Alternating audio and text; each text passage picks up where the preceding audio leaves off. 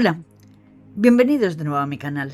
En el podcast de hoy, en nuestro particular viaje al pasado y sobre todo dando rienda suelta a nuestra imaginación, continuemos pues. Como decíamos ayer, las tropas de Felipe V, al mando de General Dashfield, se dirigen a Denia. Solo quedaban dos poblaciones sublevadas, Denia y Alicante. Las masacres que cometían las tropas de Felipe V contra las poblaciones que habían apoyado a la Austria eran crueles. Denia, ante la proximidad de las tropas enemigas, comenzó un éxodo de gentes, embarcando en navíos dirección a cualquier lugar, lejos de lo que presentían. Una gran mayoría huyeron a Ibiza y Mallorca, otros incluso más lejos.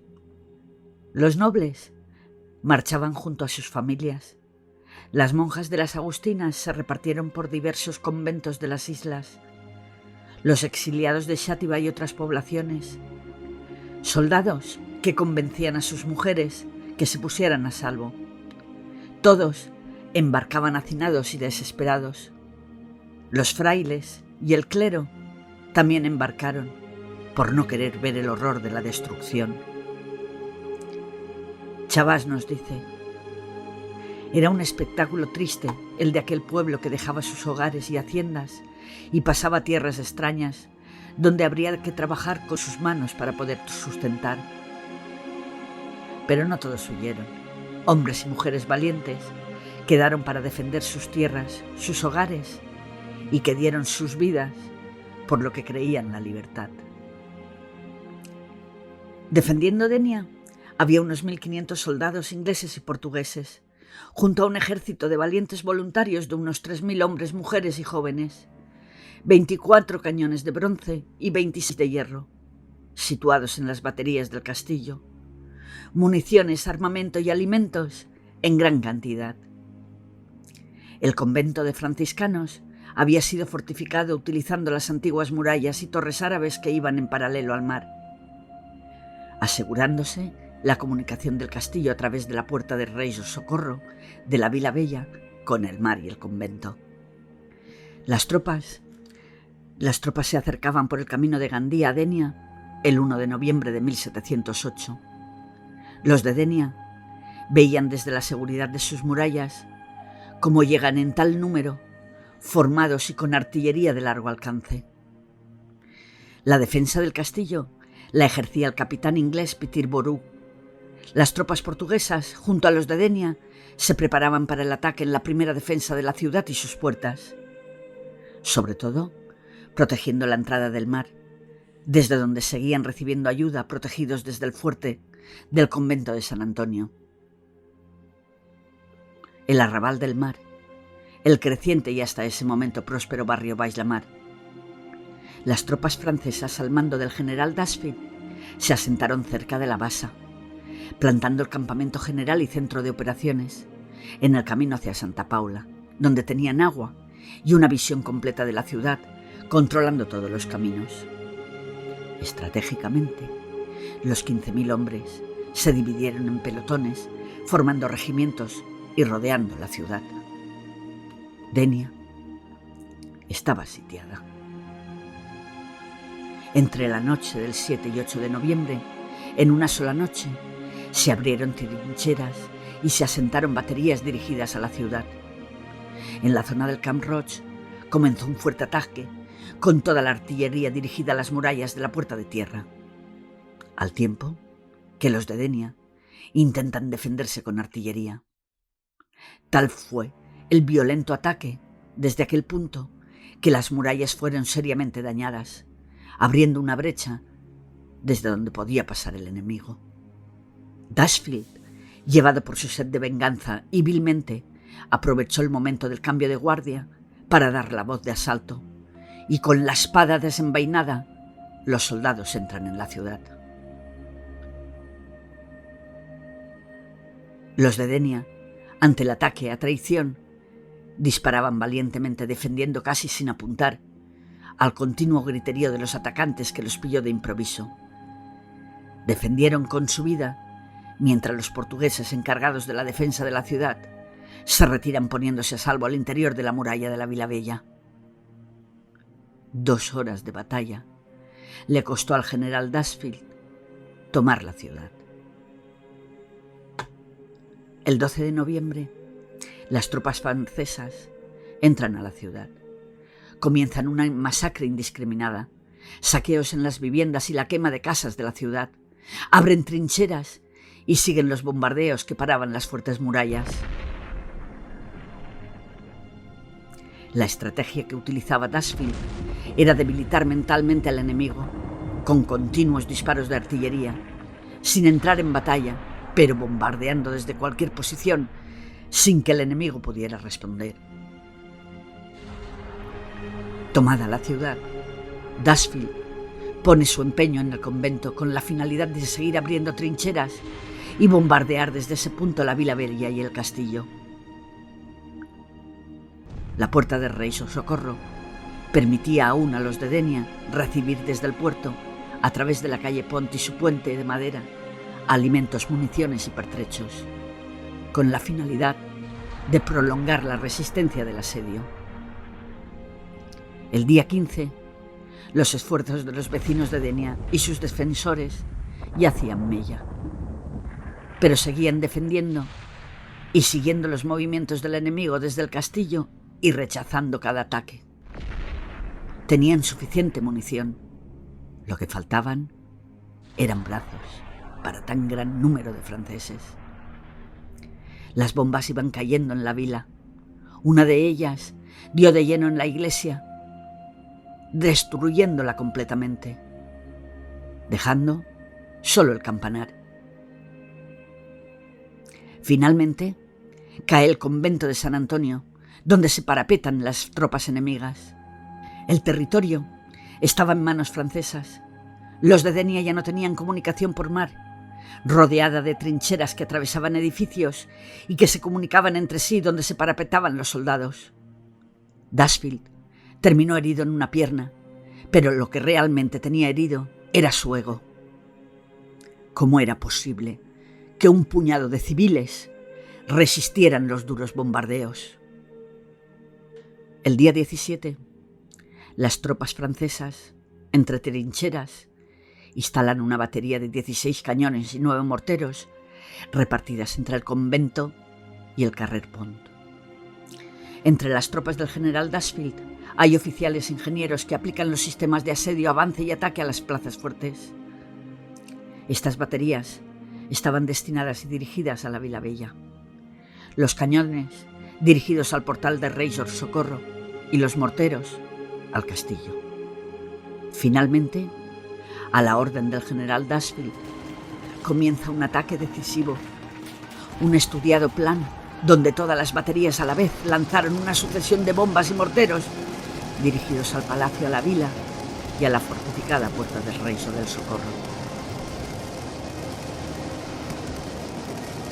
Sin tregua, un brutal ataque donde una lluvia de bombas y morteros impactan destruyendo toda la ciudad. Ante tal fuerza, los de Denia no podían hacer nada, solo el dolor de una destrucción total y la muerte.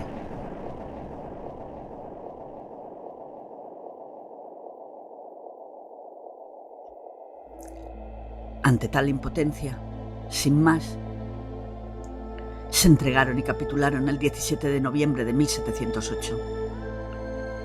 Los pocos soldados ingleses y portugueses y los voluntarios fueron encerrados hasta ser trasladados a Castilla. Y en Denia había quedado devastada. Del palacio apenas quedaba nada. Solo la estatua del marqués había quedado en pie. Cientos de viviendas de la Vila Bella estaban destruidas. La iglesia había sufrido el impacto de la artillería. Las murallas, en muchos tramos, derruidas. El convento de San Antonio completamente abatido. Los campos arrasados. Los troncos de árboles quemados y las cepas mutiladas. Denia ofrecía un paraje desolador. La victoria de Dashfield dejó destruido todo un municipio Además, sobre sus espaldas, la matanza de civiles, militares, artilleros, soldados, chicas, jóvenes religiosos y hasta esclavos. El éxodo de familias, acabando con toda una ciudad. Con los días, el panorama no era nada alentador. La ciudad arrasada y la población castigada por rebelde tenía que hacer frente al pago de muchos impuestos y cargas de carácter militar, mantener y alojar a la tropa de la ocupación. La represión borbónica convirtió el castillo de Denia en el centro de poder militar que controlaba todas las poblaciones de la Marina Alta y la Safor. Para ello, dará la orden de demoler y borrar completamente lo que quedaba de la Vila Bella. Sus edificios nobles, sus calles empedradas, sus plazas, la casa abadía, su iglesia colegiata, a la que le había durado poco el título, todo para convertirlo en plaza militar. La ciudad no había corrido mejor suerte. El ayuntamiento es ocupado por el ejército, convertido en cuartel de tropas. Viviendas destruidas, manzanas de casas enteras desaparecidas, la muralla derruidas en muchos tramos. La ruina, el despoblamiento y la represión fueron las consecuencias de haber declarado rey al austríaco Carlos III de España. Tras la capitulación, fue nombrado por el rey Felipe V el gobernador del castillo, y por el 10º marqués Luis Francisco de la Cerda y Aragón recae el nombramiento del gobernador para las cuestiones políticas del marquesado. Poco a poco, algunos habitantes iban regresando.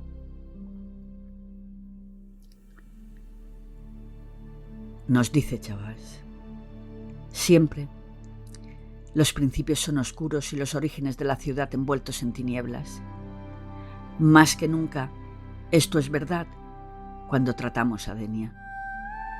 Muerta ya y casi del todo punto arruinada, a los horrores de 3 sitios, a la destrucción de tantos edificios, a la pérdida de la parroquial, a la devastación del término, a la expatriación de la casi totalidad de sus habitantes, la confiscación de bienes y a la abolición de sus fueros, sucedió el despotismo militar de la demolición de la Vila Bella, las vejaciones continuas de los habitantes que volvían a Denia, las contribuciones que cada día le exigen y hasta la misma muerte parece querer enseñorearse de ella. El municipio sin casa capitular, sin fondos y agobiado de deudas. La importancia militar del castillo de Denia fue la causa de su ruina. Atrayendo sobre sí las iras del enemigo, era preciso que el rayo de la guerra la redujera a ceniza. Pero sigamos. En junio de 1707 se abolieron los fueros de Valencia y Aragón. En noviembre de 1715 los de Mallorca y en enero de 1716 los de Cataluña. Con el decreto de nueva planta, Felipe V trata de hacer de España un Estado-nación, en el que todos los súbditos quedarán sujetos a un régimen común, a unas mismas leyes y a una misma administración. Finalmente, los castellanos habían conseguido lo que años atrás ya proponía el conde duque de Orleans. En 1711 moría el 10º marqués de Denia y tomaría el título de 11º marqués de Denia Nicolás Fernández de Córdoba y de la Cerda, 10º duque de Medinaceli. Mientras tanto, en la corte, María Luisa de Saboya era el apoyo más importante de Felipe V durante la Guerra de Sucesión. Si Felipe V no amaba a su pueblo, menos lo hacía la reina. Y en este punto es fácil deducir que detrás de las masacres borbónicas estaba la sombra siniestra de la reina. Después de 12 años de guerra, todos los contendientes estaban agotados física y financieramente.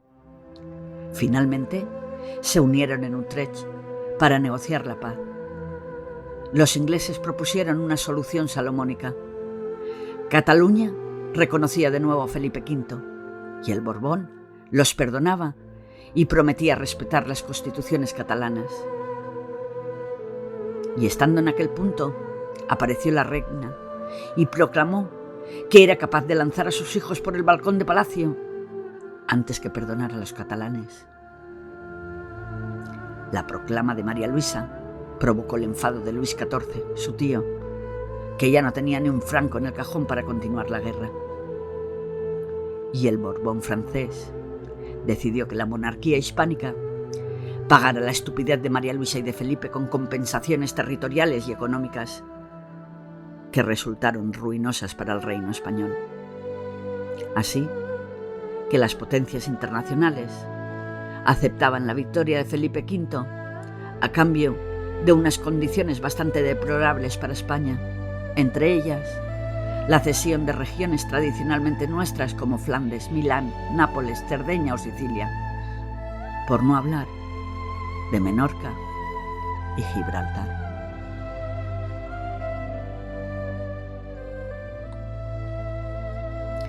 Finalmente, el 14 de febrero de 1714, María Luisa Gabriela de Saboya, primera esposa del rey Felipe V, moría a la edad de 25 años, oficialmente a causa de la tuberculosis, pero la verdad fue que María Luisa de Saboya agonizó, murió y estuvo de cuerpo presente, literalmente, cubierta por sus propios excrementos. Los días previos y posteriores a la muerte de la reina, Felipe de Borbón no tan solo prohibió que la limpiaran, sino que mantuvo relaciones sexuales con ella, mientras la reina agonizaba y esputaba sangre, y también, incluso, cuando ya era un frío e inerte cadáver. España había cambiado los desmanes del gobierno de los Habsburgo a la locura mental de los Borbones. Y esto no había hecho más que empezar.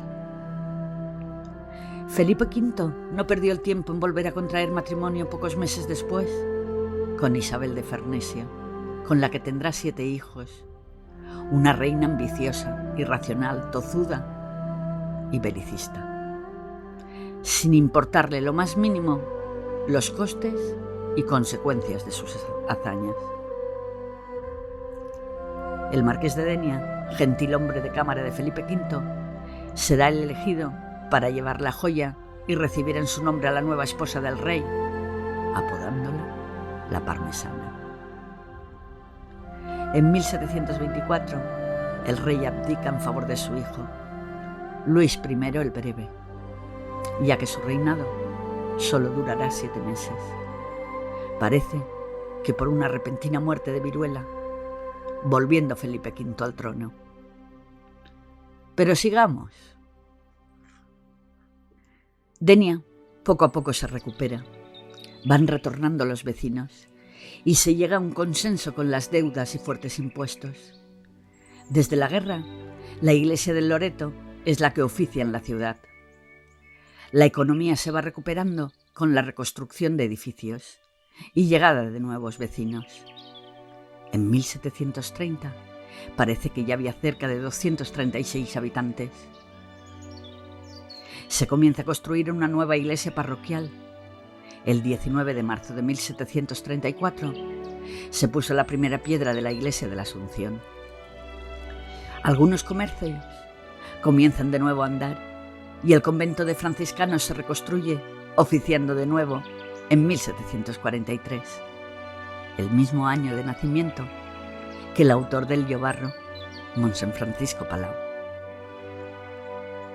Al tiempo que se recupera la agricultura y se desecan terrenos de marjales para plantar cepas de uva moscatel para pasas, se plantan moreras para la cría de gusanos para la industria sedera, se recupera el comercio del vino, la barrila se seguirá utilizando para jabón. Poco a poco, Denia recupera su vecindario, su alegría y su color. Mientras tanto, en la corte, el reinado de Felipe V llega a su fin. En 1746, después de creer serrana y realizar los despropósitos más denigrantes jamás vistos en un monarca, según cuentan, murió literalmente tragándose la lengua y envuelto en sus propios excrementos. Parece que todo el mal que hizo, la vida se lo devolvió. Sí, parece que el dicho de que a quien hierro mata, hierro muere, se cumple. Le sucede en el trono su hijo Fernando VI, que en principio llega con la intención de frenar la política exterior, empantanada por guerras exteriores que no beneficiaban en nada. Se ganó por ello el apodo del prudente. Pero dentro de España no lo fue tanto. De hecho, fue el responsable de la gran redada contra los gitanos en 1749, que ordenó y persiguió a los miembros de esta etnia, separando a los hombres de sus mujeres e hijos, y destinando a unos al trabajo forzado y a otros a la prisión. Y Denia fue de nuevo utilizada, como más de un siglo atrás lo fue en la expulsión de los moriscos. Si en aquella ocasión se utilizó el puerto para desterrar a los moriscos, ahora se utilizaba el castillo como prisión. El objetivo del rey y del Consejo de Castilla es arrestar y extinguir a todos los gitanos y gitanas del Reino de España. Y el miércoles 30 de julio de 1749, entre 9.000 y 12.000 personas de todas las edades fueron apresadas aquella noche. Los hombres y niños mayores de 7 años fueron enviados al castillo de Santa Bárbara de Alicante, mientras que las mujeres y niñas y niños menores de 7 años fueron encarcelados en el castillo de Denia. Más de 1 millar de mujeres y niños encerrados dentro de las murallas del castillo, hacinados y en penura, con la orden de sacarlos de España y repartirlos en provincias americanas, donde se les da trabajo en industrias y minas. Todo por querer acabar con costumbres, creencias, pensamientos diferentes. Les molestaba el nomadismo de la etnia gitana, les molestaba sus vestimentas y su lengua. Gracias al duque Cailús, algunas presas de Denia fueron liberadas y otras trasladadas a Valencia, hasta que finalmente, en 1763, terminará esta injusta medida, capricho de dirigentes dementes. Pero sigamos. El barrio Baix-la-Mar no solo estaba recuperándose, sino que sus habitantes crecían en número, ya que vivir fuera de la protección de las murallas resultaba más económico para la creciente clase trabajadora, ya que se pagaban menos impuestos. Poco a poco se forma el frontis del Raset, con su torre del mismo nombre, aguantando las embestidas del mar, y que sigue ahí desde siglos atrás. La fachada marítima, con los restos de las murallas que aún la definen. El Saladar, poco a poco, se iba estrechando. Los terrenos de cultivo ganaban espacio, pero el antiguo puente que comunicaba la Medina con el Fortí seguía teniendo salida al mar, pero se había convertido en un viejo pontarrón. De nuevo, en 1750 se repuso la Cruz del Mongo, ya que un rayo la había quemado. Así que todo parecía marchar bien, hasta que el Domingo de Ramos de 1752, que como cada año se celebraba con total normalidad, después de la misa, el párroco, don Antonio Yácer, vestido con su capa y acompañado de sus diáconos, sale de la iglesia del Loreto a bendecir los ramos y los reparte entre las autoridades y cofradías. Una vez repartidos a todos los presentes, los ayudantes cogen los restantes ramos para repartirlos por la ciudad. En ese momento, el padre Yácer comienza un griterío de improperios, que el único autorizado en repartir las palmas era él, avergonzando a las autoridades y vecinos, que parece decidieron marcharse. A partir de ese momento, se celebraron todos los actos y fiestas, incluso la de la Santísima Sang, en el convento de San Antonio. A tal punto llegó el pleito que tuvo que intervenir el arzobispado y hasta el duque de Medinaceli, marqués de Denia, para resolver el asunto. 2 años tardaron en hacer las paces, que terminó con el padre Yacer pidiendo perdón de rodillas en medio de la plaza, pidiendo por favor que regresaran a su parroquia. Y parece que cantando un Te Deum todos juntos quedaba todo zanjado. Y mientras tanto en la corte no estaba mejor el reinado de Fernando VI. Con la muerte de la reina, los episodios de locura fueron en aumento. Para calmar sus crisis, si a Felipe V le calmaba la voz de un castrati, a Fernando VI le relajaba el opio, convirtiéndose en un adicto. Sus síntomas se fueron acrecentando: apatía, insomnio, abandono en la higiene personal y las obligaciones religiosas, heredando algunas de las locuras de su padre. Fernando se empecinó en añadir nuevos disparates a la vida cortesana. Le dio por morder a la gente y fingir que estaba muerto o que era un fantasma. ¿De verdad pretendían hacernos creer que reinaban estos personajes? ¡Qué absurdo! Con su muerte, en 1759, sube su hermano al trono, Carlos III. Venía de Nápoles casado y con 13 hijos. El monarca, que España iba a tener en los próximos 30 años, mantendría día a día, hasta su muerte, una misma tónica de comportamiento en su vida personal. Jamás visitó ningún lugar, no realizó ningún viaje fuera de los sitios reales. Se despertaba a las 6 de la mañana, rezaba, se lavaba, vestía y tomaba el chocolate siempre en la misma jícara, mientras conversaba con los médicos. Después oía misa, pasaba a ver a sus hijos y a las 8 de la mañana despachaba asuntos políticos en privado hasta las 11, hora en la que se dedicaba a recibir las visitas de sus ministros o del cuerpo diplomático. Tras comer en público, con rutina y frugalidad, invariablemente salía por las tardes a cazar hasta que anochecía.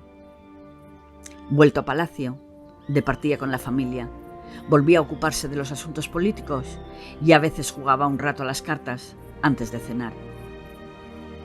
Siempre el mismo tipo de alimentos.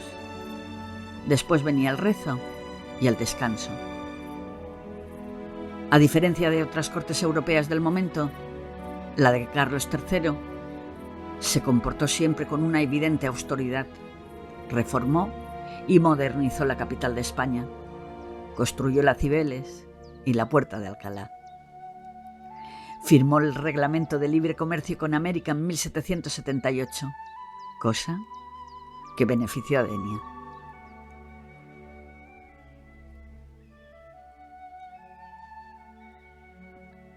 Continuará. Si les ha gustado, no olviden suscribirse a mi canal. Muchas gracias por seguirme. Hasta pronto.